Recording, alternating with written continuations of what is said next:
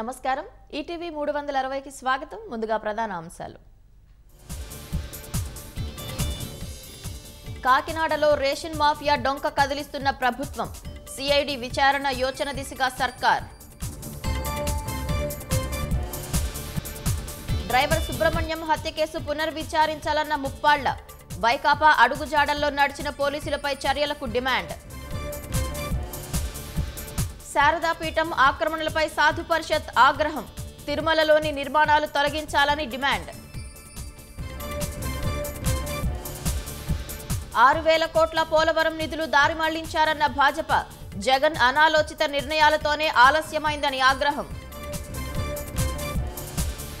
లద్దాఖ్లో 5 సైనికులను బలిగొన్న వరదలు ట్యాంకర్ ద్వారా నదిని దాటే ఆపరేషన్ నిర్వహిస్తుండగా ప్రమాదం కొన్ని గంటల్లో టీ20 ప్రపంచ కప్ తుది సమరం రెండోసారి కప్ కొట్టాలని శ్రమిస్తున్న టీమిండియా